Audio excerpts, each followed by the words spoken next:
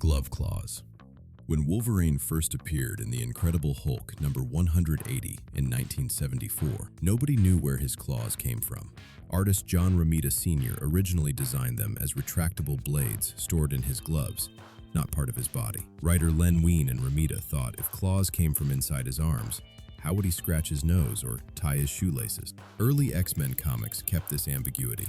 Readers couldn't tell if the claws were biological or mechanical attachments. Some thought they were just part of his costume, like Captain America's shield. X-Men, the animated series, even referenced this in the episode Old Soldiers, showing Wolverine in World War II using claw gloves before the Weapon X program. This was before he had any enhancements, just a soldier with specialized weapons. The glove claws lasted only a few appearances before Marvel decided Wolverine needed something more unique: adamantium claws.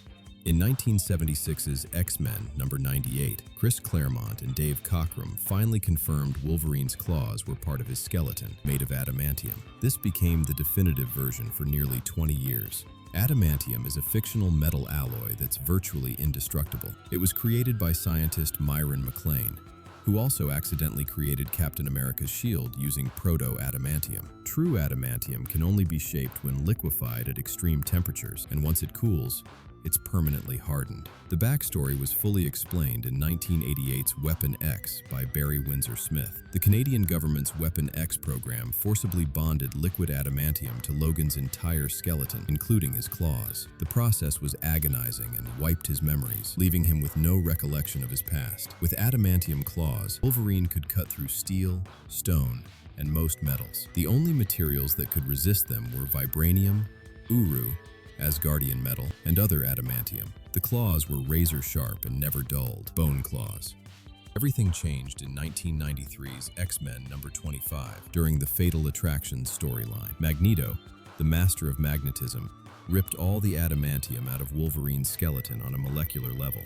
The process nearly killed Logan. Professor X had to hold his mind together telepathically, while Jean Grey held his body together telekinetically. Once Logan recovered, he went into the danger room to test if he could still fight. As danger closed in, he screamed and popped his claws, except they were bone. Sharp, jagged bone claws that tore through his skin, bloodying his hands. This was a massive revelation. The claws weren't Weapon X implants. They were a natural mutation Logan was born with. Weapon X had just coated his existing bone claws with adamantium. Bone claws are tougher than normal human bone, but nowhere near as durable as adamantium. They can pierce flesh, wood, and lighter metals, but reinforced armor can block them. They can also break, though Logan's healing factor lets them regrow. Without the adamantium poisoning his system, Wolverine's healing factor went into overdrive, but he also became more feral and animalistic. The metal had been suppressing his mutation, and without it, he started losing his humanity. Hot claws.